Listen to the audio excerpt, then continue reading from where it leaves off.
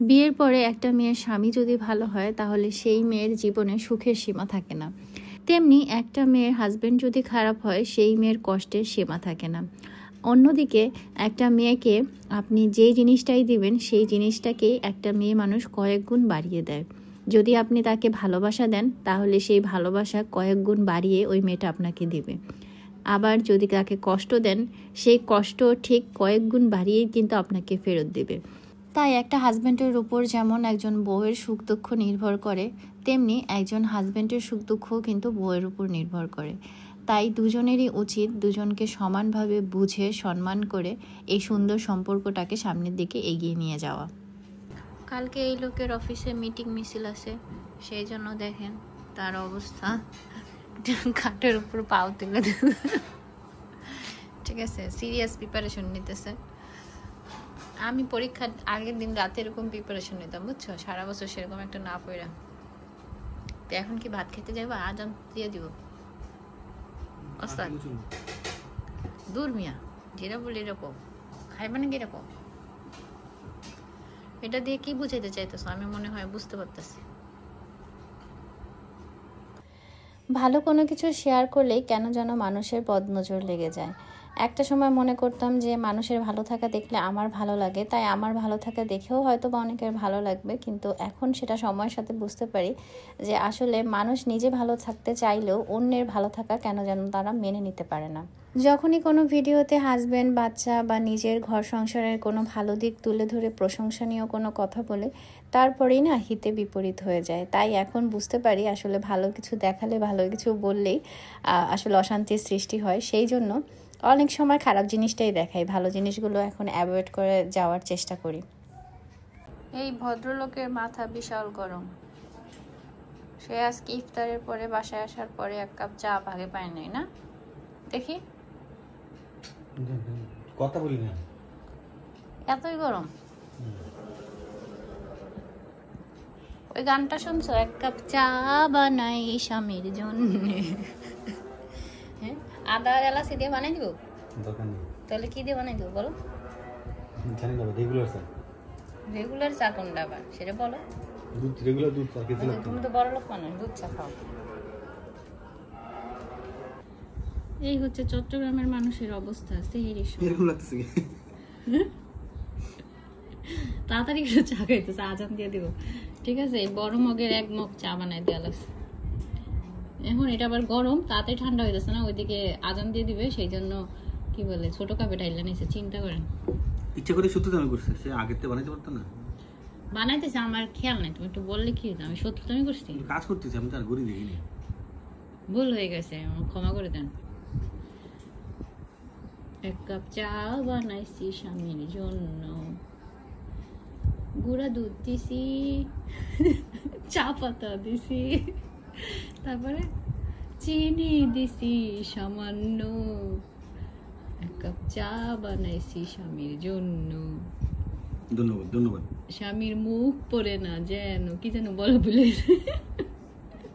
খাও খাও।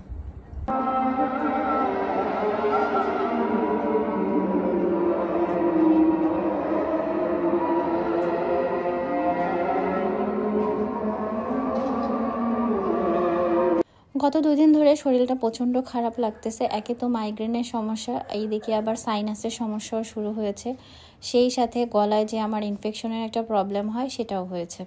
তো সব কিছু মিলিয়ে গলা ব্যথা এবং মানে শরীরের কন্ডিশন মনে হয় যে খারাপ হচ্ছে, যার কারণে ওইভাবে সারাদিন আর ভিডিওই করতে পারিনি, বলা যায় যে শুয়ে বসেই দিনটা পার করে দিয়েছি। আজকে ইফতারের জন্য খিচুড়ি রান্না করা হয়েছে, কিন্তু ভিডিওতে কালারটা এমন আসছে কেন বুঝতেছি না। ইফতারি খাওয়ার জন্য উঠে আছে। তো ভাজা পোড়ার কোনো আইটেমই আজকে করা হয় নাই, আবার ইফতারে তেমন কোনো কিছুই করা হয়নি। পরে ভাবলাম যে ফ্রোজেন এই চিকেন কাবাবগুলো আছে ওগুলো কয়েকটা ভেজে নেই, তো একটু ফ্রিজ থেকে নামিয়ে 5-10 মিনিট পরে ভাজলে ভালো হয়, কিন্তু আমি একদম বরফ থাকা অবস্থায় খুলে খুলে দিয়ে দিচ্ছিলাম, কারণ ইফতারে তেমন একটা সময় ছিল না হাতে। আর আজকে ভিডিওটা আপনাদের সাথে আপলোড দিতেও একটু দেরি হয়ে যাচ্ছে, কারণ গলার অবস্থা এতই খারাপ ছিল, ভয়েস ওভারই করতে পারছিলাম না, তাই একটু সময় লাগলো আর কি। এগুলো কি আপনারা বলো, বলো না। চিকেন কাবাব। তুমি পছন্দ করো? কয়টা পছন্দ করো খেতে বলো? দুইটা? ওকে, আমি দুইটা খাবো। সবাই তো একটা একটা খাবে, তুমি দুইটা কেন খাবা? তোমার পেটটা কি বেশি বড়? এই চিকেন কাবাবগুলো আবরার খেতে অনেক বেশি পছন্দ করে। আলুর চপ, চিকেন কাবাব এটা তার খুব পছন্দের, কিন্তু অন্যান্য আইটেমগুলো তেমন একটা পছন্দ করে না। আর আজকে হচ্ছে যে নরম করে চিকেন দিয়ে খিচুড়ি রান্না করা হয়েছিল, তবে তেমন একটা সবজি দেওয়া হয়নি। আস্তে আস্তে খাও, ঠান্ডা ঠান্ডা বিনা গরম। এবার ভাঙবো না, তাহলে খাইতে মজা লাগবে না। আব্দু, তোমার কাছে এটা মজা লাগে?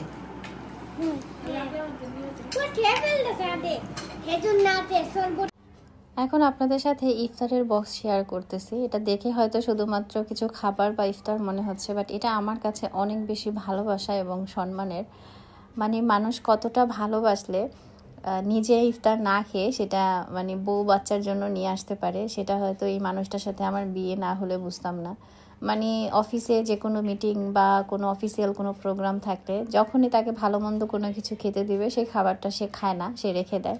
সে হয়তো বাইরে অন্য কিছু খেয়ে তার কাজটা সেরে নেয়, বাট সেই খাবারটা হচ্ছে গিয়ে বাসায় নিয়ে আসে। আর যদি কোনো কারণে সেই খাবার সে বাসায় আনতে না পারে, সেখানে খেতে হয়, তাহলে সে যেই জিনিসটা হয়তো সেখানে খেতে হয়েছে পরিস্থিতির জন্য, সেই সেম খাবারটা সে হচ্ছে বাসায় আসার সময় আমাদের জন্য নিয়ে আসে। ওই দিন না পারলেও অন্য কোনো দিন এনে সেটা পূরণ করে দেয়। তার নাকি একা একা ভালো মন্দ কোনো খাবার খেতে ভাল লাগে না, তার গলা দিয়ে নামে না, এমন একটা ব্যাপার। তো যদিও আজকে ইফতার সে বাইরে করেছে, তো তাকে বললাম যে তুমি তো বাইরে ইফতারের সময় এটা খেয়ে নিতে পারতা। সে বলল যে না, আমি কোনো মতে ইফতার করে নিয়েছি, কিন্তু আমার মনে হয় নাই মানে আমি একা খেতে পারবো, সেই জন্য নিয়ে আসছে। তো যাই হোক, এরপরে কি আর করা, সবাই মিলে আমরা একটু একটু করে খেলাম। না, পেঁয়াজটা খেয়ে দেখো, এটা মজা নাকি? বেগুনিও মজা না, আলুর চপও মজা না, পেঁয়াজও মজা না, না আফিফ? বাসায় বানাইলে মজা লাগে? তখন তো বলো আমাকে আরো 2টা দাও, আমাকে 3টা দাও। হ্যাঁ, এই যে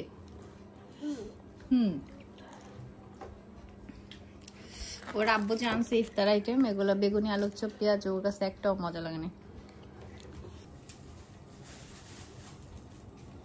কি আমার কাশি হয়েছে, কাশির মধ্যে তুমি কি আনছো? এটা ভালো, কিন্তু এখন আমার কাশি বাইরে যাবে না। আমি তো জানি না তোমার কাছে। তুমি কেমন জামাই আমার কাশি তুমি জানো না? ইয়েসের মতো হবে নাকি যে জামাই বলছে খাইতে খাই ফেলো, কিছু হবে না নাকি?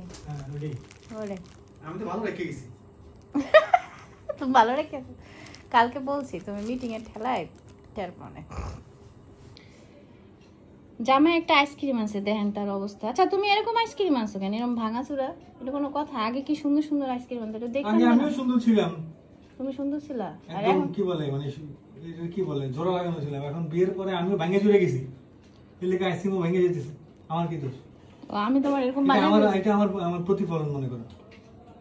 আর কিছু বলার নেই, তো তুমিই খাও, দাও তোমার আইসক্রিম। তো দেখা যায় যে বাসার মধ্যে ভালো কোনো সুন্দর মুহূর্ত শেয়ার করলেই না সেদিন একটা ঝামেলা লেগে যায় ঘরের মধ্যে। আজকেও ঝামেলা লাগতে পারে, যেহেতু মানে অলরেডি দেখায় ফেলছি। তো তারপর একটু টেনশনে আসি। আগে এই জিনিসটা ওইভাবে মানে ফলো করতাম না, কিন্তু অনেকে না এই কথাটা আমাকে বলেছে, মানে সিনিয়র যারা আছে, তো যে নজর লেগে যায় বা এরকম কোনো কিছু হয় আর কি, বা নিজে প্রশংসা করলে নিজের থেকেও নাকি নজর লেগে যায়। তো আমি জানি না, ঠিক হইতে পারে। তো যাই হোক, তারপরে না আমার মনে হয় যে আপনারা আমার কাছে একটা ফ্যামিলির মতো, আপনাদের সাথে মন খুলে আমি অনেক বিষয়ে অনেক ধরনের কথা বলি, তাই আসলে শেয়ার করে ফেলি আর কি। তো সবাই কি বলে ভালোবাসার চোখে দেখবেন, আর জাস্ট একটা ভালো মুহূর্ত শেয়ার করলাম, আর কিছুই না। এটা হয়তো অনেক সিম্পল একটা বিষয়, কমনও হইতে পারে, কমন একটা বিষয়, বাট সে সবসময় এই কাজটা করে, তাই এই আর কি। আর আজকে ভিডিও এডিট করতে যেয়ে দেখি যে একেবারেই ভিডিও ছোট বানাইছি। কমিউনিটিতে একটা পোস্ট করছিলাম যে কত মিনিটের ভিডিও দিলে সবার দেখতে ভালো হবে, তো বেশিরভাগ সবাই হচ্ছে মানে 10 থেকে 15 মিনিটের মধ্যে ভিডিও দিলে আপনাদের জন্য সুবিধা হবে। তো ব্লগ যখন রেডি করি তখন মানে যদি করতে যাই তাহলে অনেক বড় হয়ে যায়, আর যেদিন করি না সেদিন হেলাফেলা একদম ছোট হয়ে যায়। তো এদিকে আজকে যেহেতু শরীরটাও একটু খারাপ, সেই জন্য হচ্ছে গিয়ে ব্লগটা কন্টিনিউ করাটা আমার জন্য একটু কষ্ট হয়ে গেছিলো, সেই জন্য করতেও পারিনি। তো যাই হোক, আজকের ভিডিও কেমন লাগলো কমেন্ট করে জানাবেন। সবার সাথে দেখা হবে নেক্সট ভিডিওতে। আর আমি ঠিক করেছি এখন থেকে যারা ভিডিওতে সুন্দর কমেন্ট করবেন, প্রত্যেকদিন ভিডিওতে সেই আপুদের একটা করে সুন্দর কমেন্ট আমি পড়বো বা আপনাদের সাথেও শেয়ার করব। আর চেষ্টা করবো সেই কমেন্টটা পিন করে দেওয়ার জন্য। তো ঠিক আছে, যারা ভিডিও দেখছেন বেশি বেশি করে ভিডিও শেয়ার করে দেবেন, লাইক কমেন্ট করবেন আর সুন্দর কমেন্ট করবেন, তাহলে আপনাদের কমেন্টও পড়ে ফেলবো। ভালো থাকবেন সবাই, আল্লাহ হাফেজ, আসসালামু আলাইকুম।